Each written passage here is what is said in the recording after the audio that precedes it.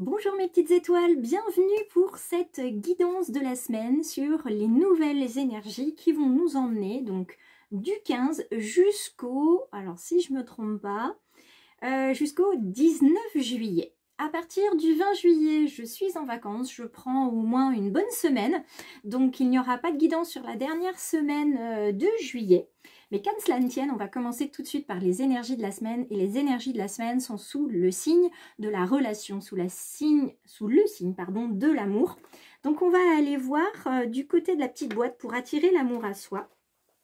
C'est un petit peu le même format, vous voyez que les petites cartes de l'oracle des animaux de pouvoir ou les accords Toltec. Donc on va aller en prendre autant que nécessaire parce que des messages nous arrivent sur le signe donc, du relationnel, de l'amour qu'on peut se porter à soi, qu'on peut porter aux autres. Donc on va aller voir ça aujourd'hui. Et aujourd'hui, quelle histoire est-ce que je vais me raconter? Notre cerveau ne fait pas la différence entre la réalité et l'imaginaire. Je peux me raconter l'histoire dans laquelle rien ne me réussit, ou bien je peux choisir celle où tout est possible, laquelle vais-je privilégier aujourd'hui. Donc voilà la première carte qui tombe, c'est la carte de l'histoire qu'on se raconte.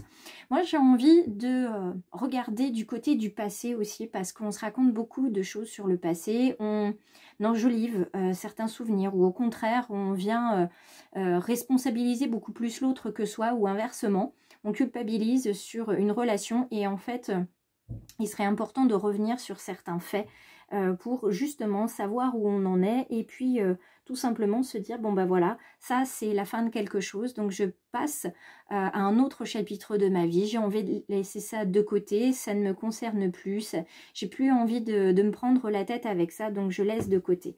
Donc dans le domaine relationnel, il y a ceux aujourd'hui qui vont justement se poser pour se dire bon ben voilà, quelle histoire j'ai envie de me raconter, quelle histoire aussi je me raconte correctement.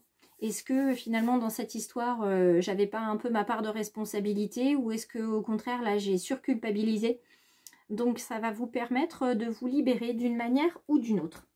On continue toujours dans les petites cartes avec j'accepte de ne pas avoir le contrôle sur ce qui est extérieur à moi. Donc ça vient compléter en fait ce qu'on vient de voir.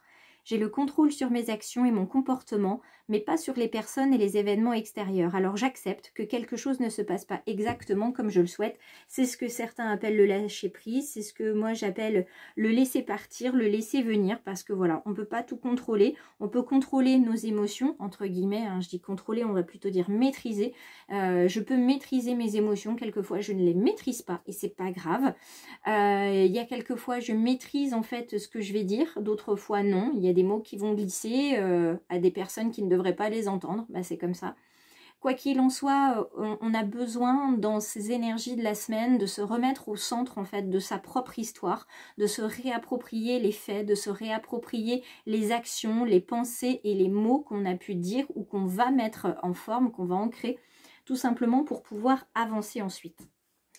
Comme je prends dans le domaine sentimental relationnel, bien sûr, je vais aller prendre du côté du grand oracle de l'amour. On va aller voir aussi du côté de la numérologie, puisque ces cartes-là, pour mes petites étoiles qui sont abonnées, vous savez très bien que sur le choix du papillon, on vient aussi regarder dans le domaine de la numérologie, puisque je fais de la lecture en numérologie karmique, donc on va venir regarder de ce côté-là.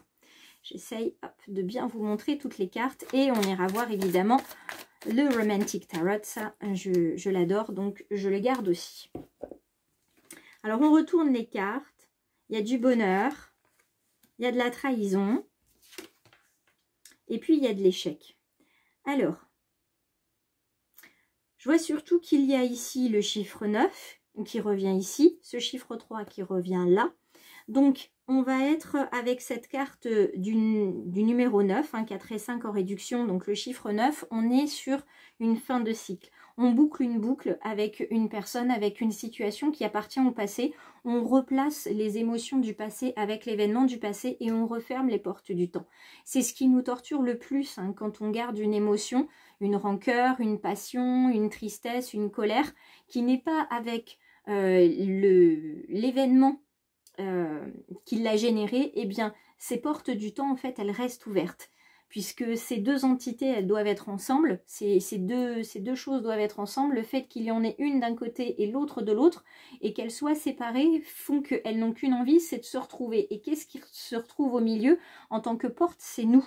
Donc c'est pour ça que souvent on s'est un petit peu coincé, ça nous fait un petit peu mal, parce qu'on est entre finalement l'événement qu'on a, comme je vous le disais tout à l'heure, soit enjolivé, soit augmenté.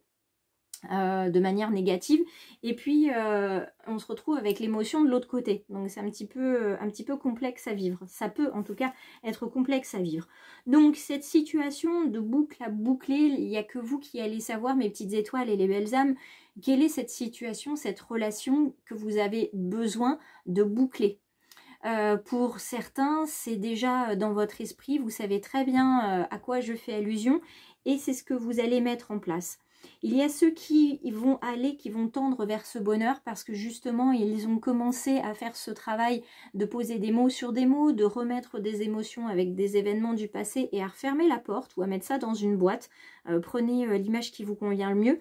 Et puis il y a ceux qui ont encore un pas à faire en plus et qui vont retourner du côté là où ça fait mal, là où c'est encore un petit peu à vivre, rouvrir la boîte, rouvrir la blessure, cette blessure de trahison qui est là, qui est quand même assez importante et qui est vraiment dans le domaine affectif, dans le domaine familial, parental notamment, cette blessure de trahison qui est là. Donc je vous invite à lire les 5 blessures de Lise Bourbeau, parce que vraiment elle va vous en dire beaucoup sur la blessure de trahison, qui n'est qu'une des 2 blessures à mon sens qui apparaît. Si la blessure de trahison est celle qui apparaît pour vous le plus, vous avez peur d'être trahi, vous vous sentez trahi dès que quelqu'un ne vous parle plus, ou que vous voyez des amis ensemble et que vous vous dites pourquoi moi j'ai pas été invité ou quoi ou qu'est-ce, c'est que quelque part il y a cette notion de vous vous sentez trahi, vous avez déjà ressenti cette trahison, cet abandon en fait que vous avez ressenti comme une trahison. Donc tout ce que vous ressentez comme trahison n'en est peut-être pas une, ça peut être aussi une blessure d'abandon. Donc allez voir, en général il y a une blessure qu'on ressent très fortement et une qu'on ressent pas forcément moins, mais en tout cas on y prête beaucoup moins attention, et c'est celle-ci qui est la plus profondément ancrée. Donc ça serait dommage de ne pas aller lire La sagesse de Lise Bourbeau. Pour continuer sur ce tirage-là avec la carte de l'échec, moi, je préfère appeler ça une non-réussite plutôt qu'un échec. Parce que quelquefois, ce qu'on ne réussit pas tout de suite, ça veut dire qu'on avait autre chose à apprendre, on avait autre chose à découvrir, une personne à écouter encore une fois sur le bord de notre chemin parce qu'on n'avait pas compris la leçon, et l'univers va nous rapporter toujours le même type d'enseignement tant qu'on n'a pas compris. Et un jour, on va faire « mais oui, mais évidemment, mais c'est ça !» Et ça me crevait les yeux et j'ai rien vu. Et ce signe, je l'entendais, je le voyais tout le temps, et comment ça se fait que j'ai pas compris? Tout simplement parce que vous ne vouliez pas le voir ou ne vouliez pas l'entendre. Ça arrive beaucoup, il ne faut pas se culpabiliser, ça arrive, ça m'arrive régulièrement, c'est pas grave, voilà, on prend. On avait autre chose à entendre, autre chose à voir, on n'était pas prêt, on n'avait pas la sagesse ni la maturité, donc c'est pas très grave. Cette carte-là de l'échec, elle va remettre au centre de vous aussi la capacité à reprendre de la hauteur et du recul sur les faits. Justement, savoir quelle histoire vous allez vous raconter. Vous êtes forcément dans l'histoire de quelqu'un, vous êtes le méchant ou la méchante. Mais dans votre histoire, vous avez vous aussi un méchant ou une méchante.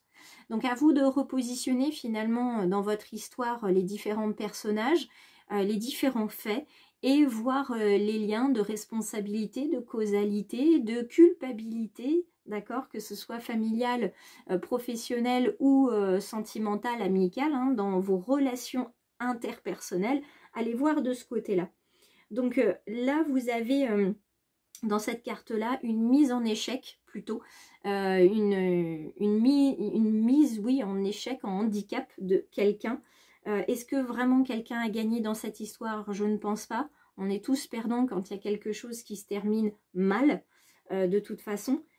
Quoi qu'il en soit, ce chiffre de sagesse qui est le 7, c'est le chiffre aussi de la force mentale et d'une forme d'héroïsme aussi, parce qu'on comprend des choses qu'on n'avait pas compris au départ et qui vont nous permettre d'avancer surtout. Il y a un côté évolutif aussi avec la trahison, un côté je dépasse en fait les mensonges, je dépasse les comportements qui créent un terrain peu propice à la confiance, j'y vois clair. Et je suis capable de garder confiance en moi et je suis capable de progresser pour malgré tout pardonner ce qui se passe. Alors je rappelle bien que pardonner n'est pas oublier. Attention, parce qu'il y en a beaucoup qui vont me dire dans les commentaires « Oui, moi de toute façon, lui ou elle, je lui pardonnerai jamais ce qu'il m'a fait, ce qu'il m'a dit. » Attention, là il n'est pas question de l'autre, il est question de vous. Quand vous pardonnez à quelqu'un, vous commencez déjà par vous apporter de la sérénité et de la tranquillité. Je ne connais personne dans cet univers encore qui s'infligerait des douleurs juste comme ça. Si on peut s'apporter une forme de sérénité, de tranquillité d'esprit et de cœur et que votre âme se sente mieux, à un moment donné, je pense qu'il va être important d'aller regarder de ce côté-là. Alors, je décale un tout petit peu mes toutes petites cartes ici. Hop, pour laisser la place et que vous voyez bien les différentes cartes du Romantic Tarot. Et là aussi, je vais prendre une troisième carte et on va aller voir ce qu'il y a. Donc déjà, on a une carte de coupe. Une carte de couple qui nous parle évidemment de l'émotionnel. On a à suivre un d'épée. Alors cette fois-ci, l'épée, il est plus sur l'intellect. Et puis, on a le bâton qui vient boucler, entre guillemets.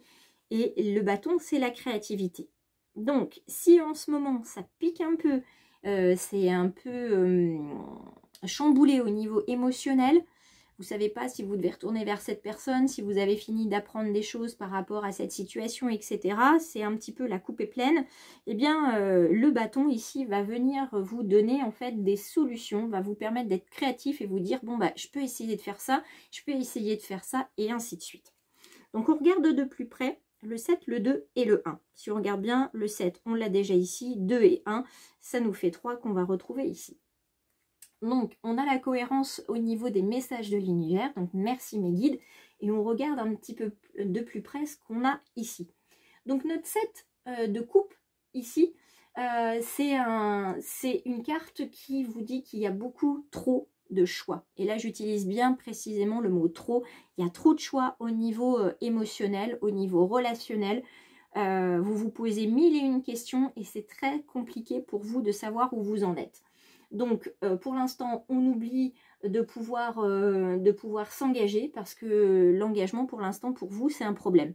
Vous êtes à la croisée des chemins, il y a beaucoup de routes et il est difficile pour vous de choisir une route parce que vous vous demandez laquelle sera la bonne. J'ai envie de vous dire, prenez-en une, avancez et vous verrez ensuite que vous n'avez pas besoin de retourner en arrière, que vous pourrez toujours retrouver une voie pour aller sur la route de gauche ou sur la route de droite. D'accord? Donc, s'il y a du trop-plein pour certains et certaines à qui je m'adresse aujourd'hui, pour la semaine, eh bien, il va être temps de vider un petit peu la coupe, parce que là, la coupe est vraiment pleine. C'est l'intellect qui va venir vous aider. Alors, l'intellect, c'est pas votre ego, hein, c'est votre âme qui vient un petit peu avec votre intuition vous dire, bon, allez, tu te poses 5 minutes, tu arrêtes, là, ça gigote beaucoup trop là-haut, c'est pas possible. Elle vient vous dire qu'il est temps de faire un compromis ou de prendre une décision. Vous voyez, je vous dis, la coupe est pleine, il est temps de la vider ou il est temps de la boire, cette coupe. En tout cas, il est temps d'en faire quelque chose parce que là, c'est trop pour vous.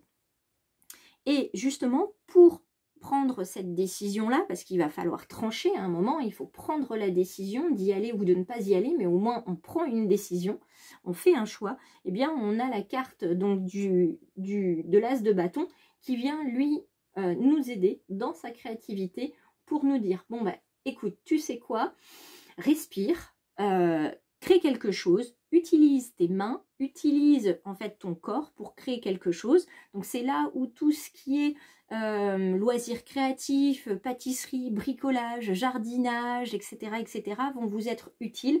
Même la plus simple des choses, de faire de la peinture, du diamond painting, de la couture. Je ne sais pas ce qui vous permet de, entre guillemets, vous vider l'esprit, mais c'est ce nouveau projet où justement vous prenez du temps pour vous, comme une soupape de sécurité pour pouvoir respirer. Vous allez prendre ce temps pour vous et c'est là en fait où votre esprit va être occupé par ce que font vos mains que ça va libérer de l'autre côté, en fait, votre intuition qui va tout de suite vous emmener vers une piste de solution à laquelle vous n'auriez pas pensé. Parce que le fait de tricoter, de coudre, de planifier, de s'organiser, voilà, ça va mettre en lien, finalement, tout simplement, des zones de vos cerveaux qui étaient pas forcément très loin, mais qui n'étaient plus connectées. Il y a un besoin de vous connecter à vous et à ce que vous pouvez créer. Et avant qu'on se quitte, moi je vous propose une dernière petite carte. C'est les petites cartes qui sont ici, le petit oracle de Steph. Moi je le trouve très joli. Je trouve que les messages sont inspirants et encourageants. Les cartes sont lumineuses et colorées, donc c'est pour ça que je les aime beaucoup. Et la petite carte qui est tombée pour vous aujourd'hui, eh bien c'est la carte 7. Et c'est la carte qui vous invite à exprimer votre créativité. Donc que vous dire de plus? Soyez créatif dans votre retour à vous-même, soyez créatif dans vos relations. Si vous avez tendance à voir qu'il y a de la tension dans certaines de vos relations, il va être important de trouver en fait la parade pour justement ne pas entrer dans le conflit là où l'autre veut vous emmener, peut-être. En tout cas là où vous ne voulez plus aller parce que ça ne vous convient pas. Vous culpabilisez ensuite ou alors ça tend d'autant plus les relations. Donc là aujourd'hui on est créatif et on est créatif sur toute la semaine. J'espère que vous aurez envie de partager avec moi et avec la communauté du choix du papillon comment vous faites vous pour exprimer votre créativité au sein d'une relation, qu'elle soit amicale, sentimentale, familiale ou professionnelle. Comment vous faites pour désamorcer peut-être un conflit ou nouer une nouvelle relation pour vous faire un nouvel ami ou discuter avec un nouveau collègue. Je vous laisse me dire tout ça en commentaire, likez, partagez aussi cette guidance parce que peut-être qu'elle sera inspirante pour vous, mais elle peut être inspirante pour quelqu'un d'autre. Puis bien évidemment, vous cliquez à la fin de la vidéo sur s'abonner, vous devenez une petite étoile du choix du papillon, vous recevez donc toutes les notifications des prochaines publications et puis moi, ça me permet de faire grandir mon papillon avec vous. Donc d'avance, merci et à très vite.